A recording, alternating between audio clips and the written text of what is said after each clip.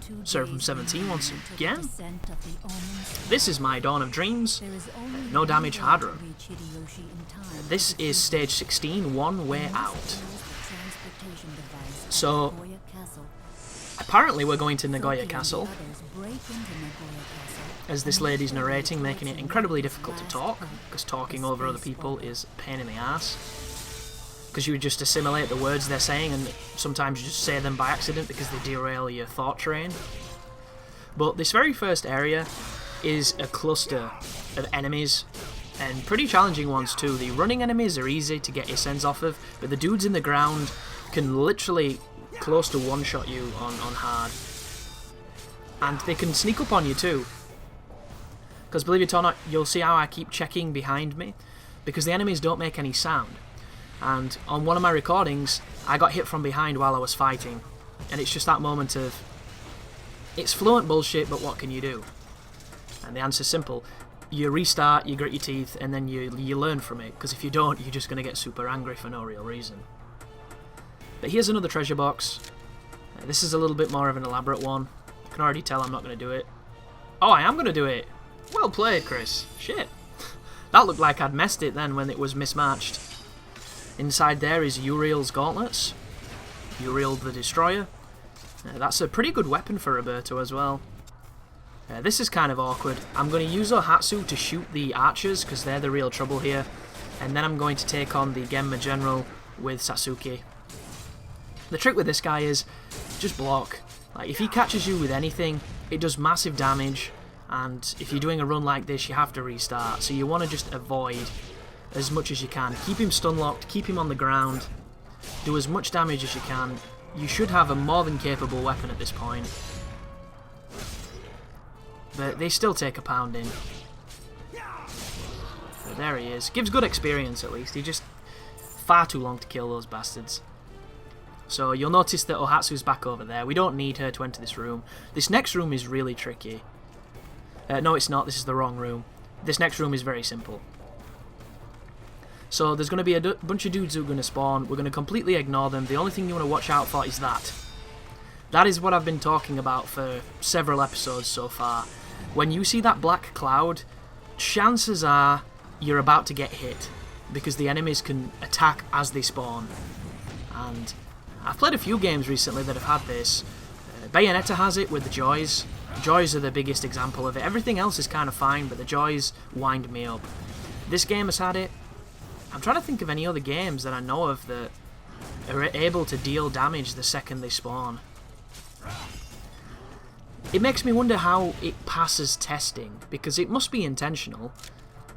Because you've got to look at it like this, you know, we're not all, you know, geniuses, we're not all savants, or however you want to phrase it. So other people must have noticed it, must have acknowledged it, and it must have somehow got ticked or ticked off.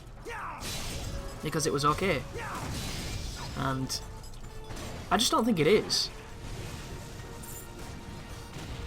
And if I'm ever a creative director, which I have aspirations to be one, it's just they're not exactly advertising, and all the entry-level jobs for game design seem to be, you know, 3 years experience, which is a little bit drunk if you ask me, because how the hell do you do that? How do you get an entry-level job if you need experience and you can't get a job to get experience to show that you have experience to get the job?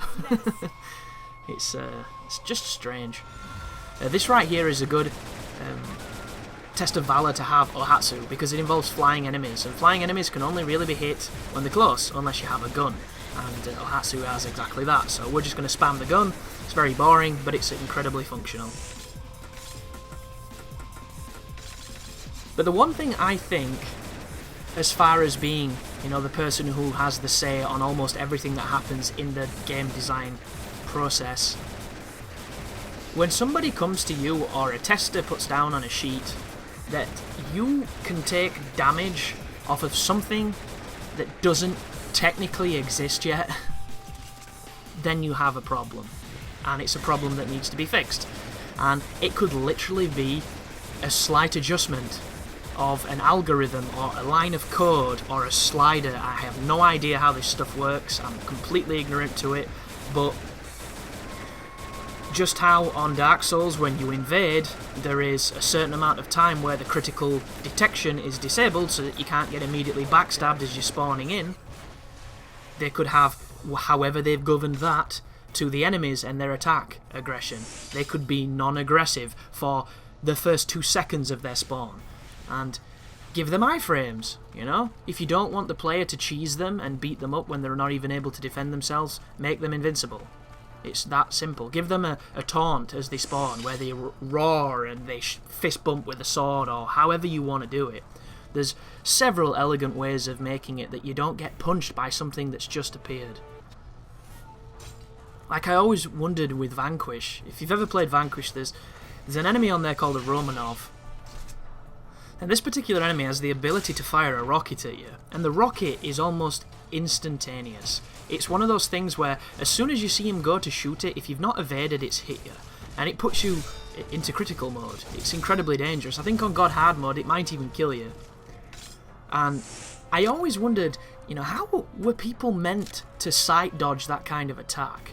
And obviously when you go into slow motion on the game, you can see things, and chances are you can probably shoot it and it blows up. But you know, landing that and timing that are two completely different things, and it's something that you would definitely have to learn to do. And compared to a lot of things, especially in Platinum games, you don't tend to see things that are instantaneous. A good example is the Fearless enemy, not Fearless, sorry, Fairness, the lava wolf dog thing. When you're at a distance from that enemy, it does 2 things.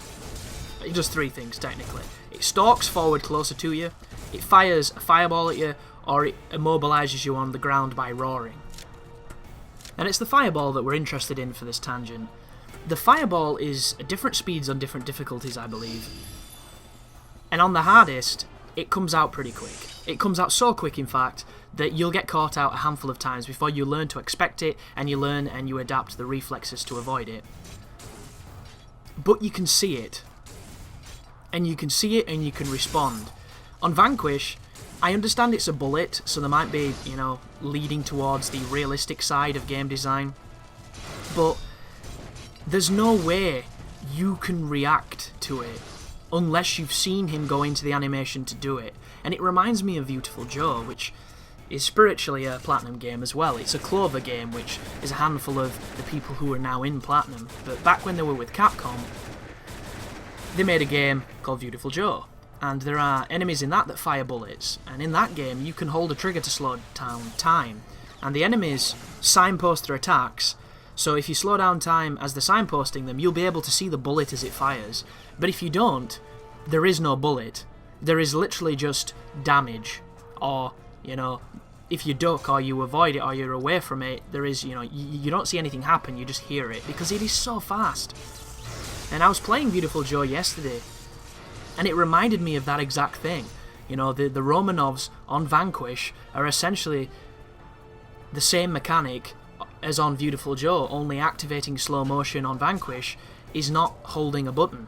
You have to do a very specific series of actions to do that. And it always puzzled me why they didn't give the player more of an opportunity to respond to that particular attack. And one of the reasons why that game is so difficult is because there's a lot of attacks like that, where they are so fast, you have to preempt them, because you can't react. You just die, or you just get hurt.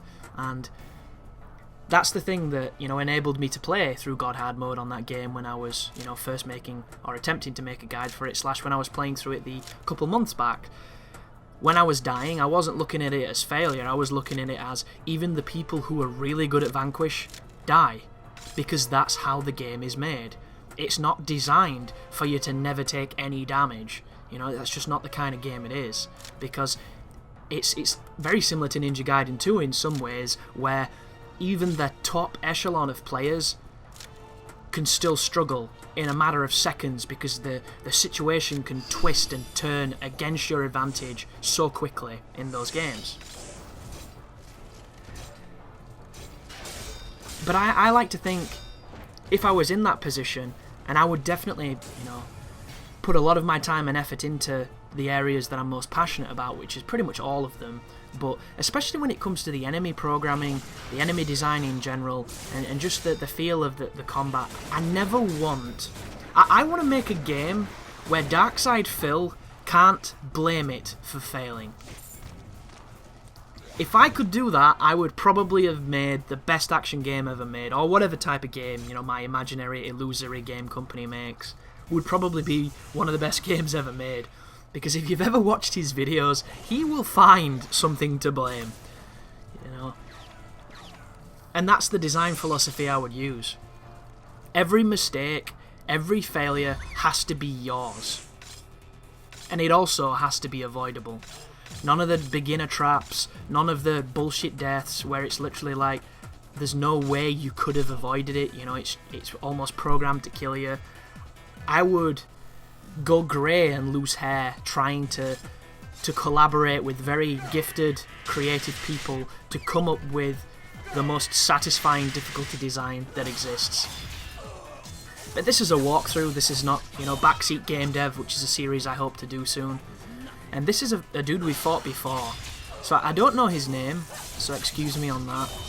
But what I do know is he fights the same every time you fight him, and this is the first time he changes his strategy when we get him to about half life. If this is the fight, and I think it is. So once he gets to half life, he's going to split. And when he splits, there's going to be two versions of himself doing the exact same things. So the strategy becomes a little bit more tense. Here it comes. So if you miss your block or your Isen, you will take damage.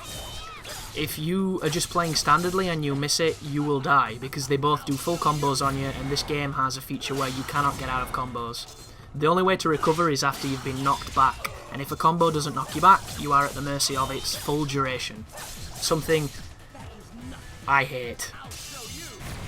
But just stay close to him, wait for that first slash, and hopefully, if you get the clone, you will then link and chain the Isen to the actual dude, because if you just hit his clone, it will not deal any damage, it just gets rid of it, and then he'll summon another one, and you'll have to do more criticals. But that is literally a deflect Isen tutorial. Once you know how to do it, once you're good at that guy, every time you fight him will be the same. It'll just be non-stop destruction. So thank you very much for watching, thank you for listening, and as always, you take care now.